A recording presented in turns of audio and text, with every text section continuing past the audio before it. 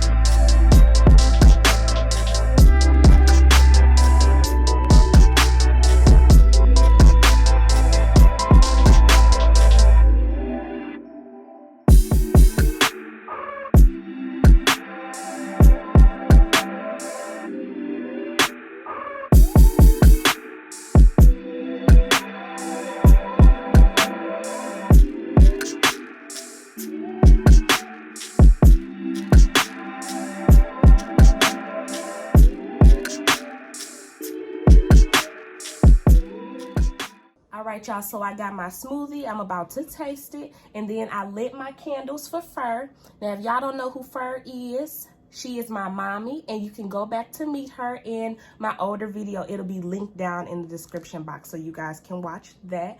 But let's go ahead and taste this smoothie. Wait a minute. Hold on. Ooh. I need a napkin. Gosh, maybe I put too much on.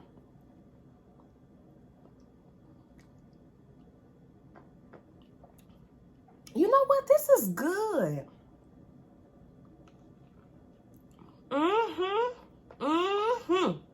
Yeah, y'all. And I went on ahead and I saved the rest of it in my little mason jar, and I refrigerated that because we not gonna throw nothing away. No, we not gonna do that. All right, guys, so 5 ways to cope with death. Number 1, there is no timeline for grief. You grieve as long as you need to grieve, all right? If you need time, take that time for yourself.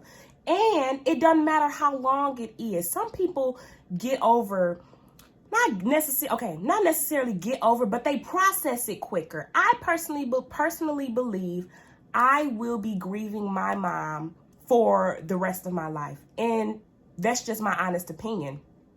Now, other people, they may get through it a little quicker. And my scapegoat right now is just to talk about it. I feel like that is a great way for me to process it and be able to get through this situation, is just to simply talk about it. Don't let people make you feel like it's not okay to discuss it. Like, some people make it seem like it's weird to talk about death. You know, they're gone. Don't bring them up. That's a bump all of that. We're going to talk about it.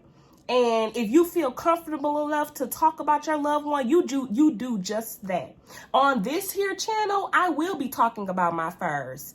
I will be talking about her because I have no intention on keeping her memory be beneath me. Absolutely not. Me and my furs were too close for that, and I'm going to talk about her. All right. Listen, if you have to cry, cry. If you have to laugh about it, go ahead and laugh. If you have to just give time for yourself, give yourself that time to just cope with it.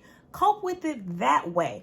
And sometimes it's okay to talk to yourself. Now, I ain't saying go out in the community and just sit there and be like, you know what, self?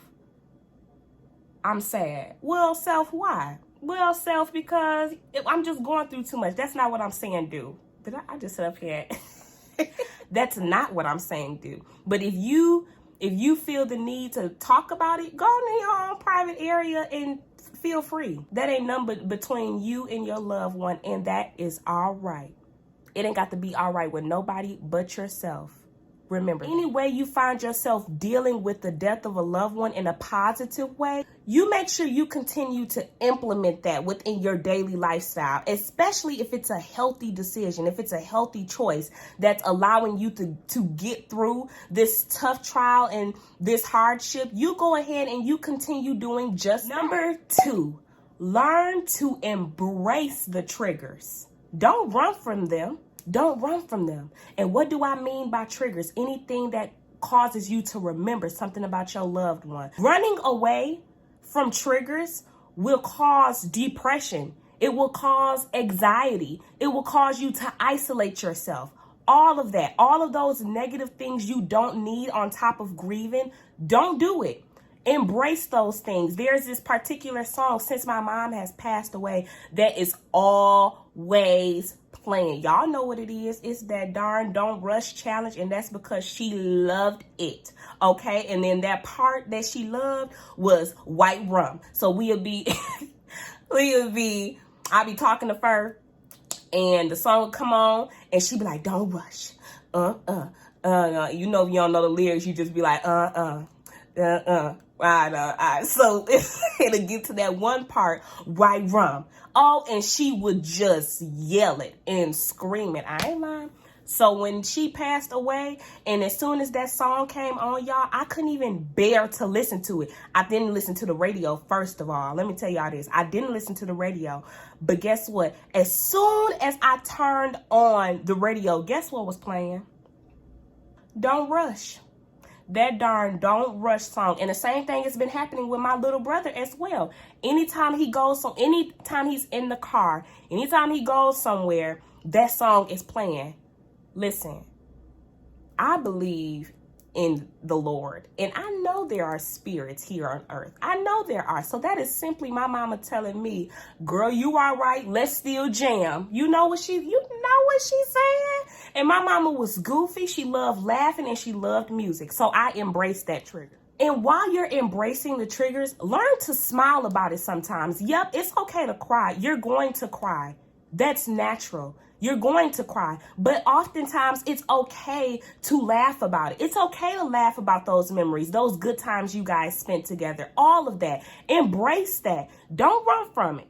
Take it all. The situation is already sad in itself, but since you're still here on earth, you don't want that lingering in your mind. You don't want the things that reminds you of that, your loved one, to hinder you. You don't want those things to hinder you. You don't want those things to make you feel down all the time. It's just not worth it. It's not worth your sanity. It's not worth your mood. It's not worth your happiness. It's not. Smoothie break. I'm pretty sure I'm not even gonna drink all of this. I might.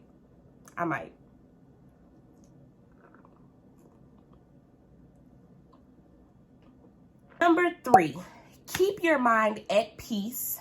Avoid the stress. Find something to do, okay? Find something to do that you enjoy doing, whether that's like cleaning, reading, shopping, just doing something in your spare time to keep your mind focused, to keep your mind, you already going through things, you're already grieving somebody.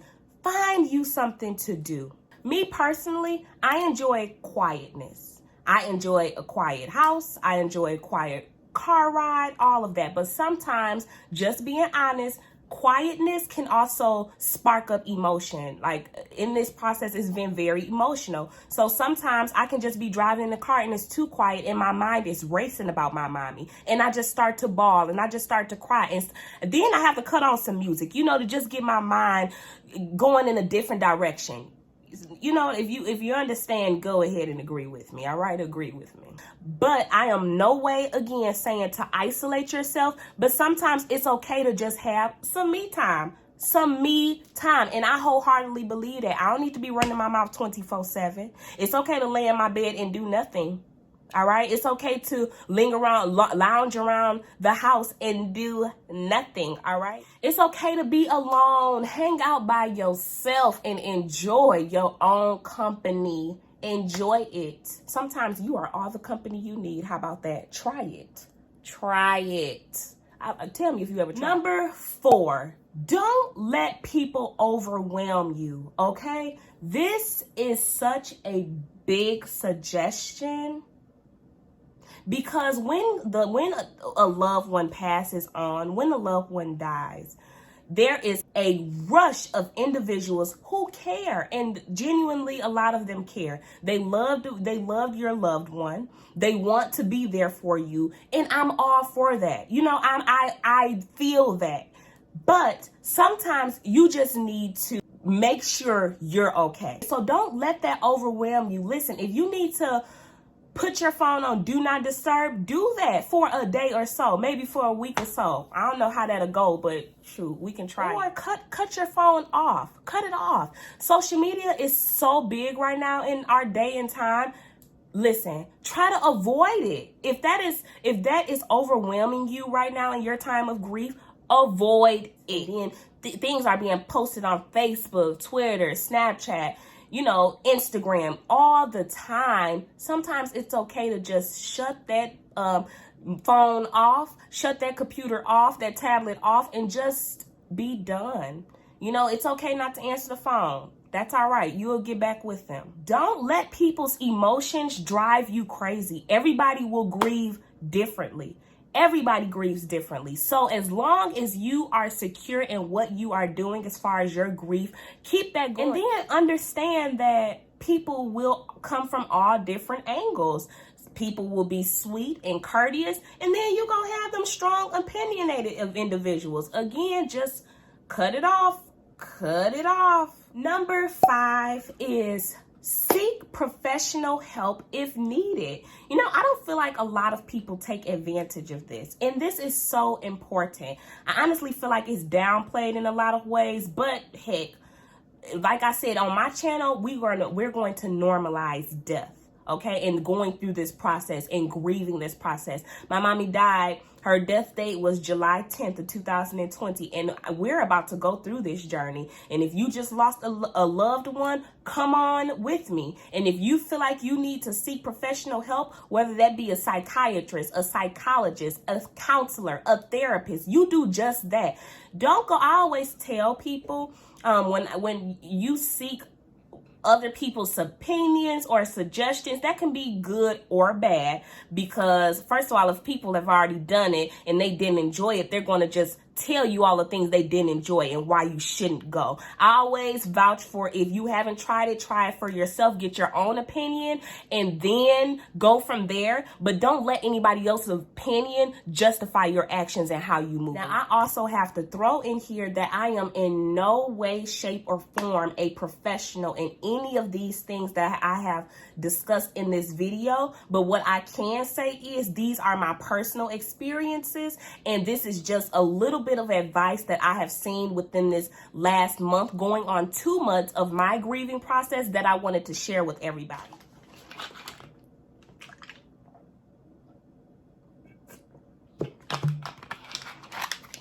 Y'all, I don't know why I'm so thirsty, but I'll be like this anyway, so I'm gonna just start having my water, and I go water smoothie.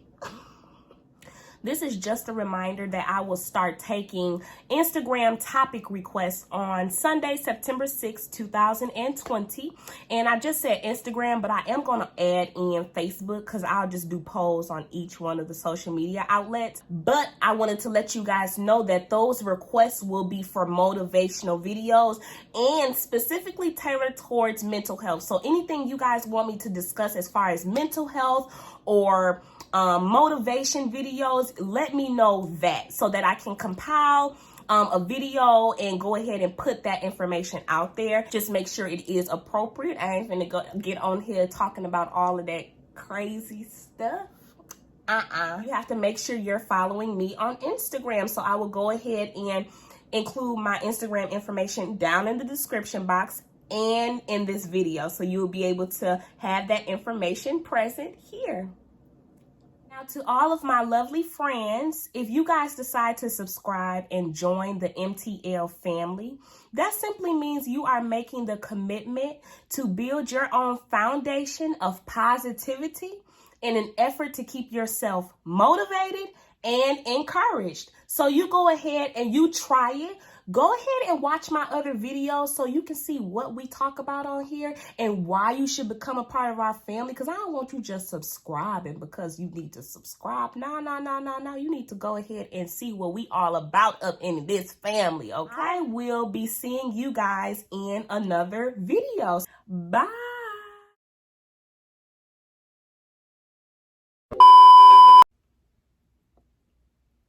Today was a Vaseline day. We ain't got no gloss. Hit that notification bell. Don't y'all forget to hit the notification bell. What? Family. You got to hit the bell. Let me remind you why. It's all right. If you forgot, it's all right. I'll tell you. You got to hit the notification bell so you know when I post a video. As soon as it goes up, you get a ding.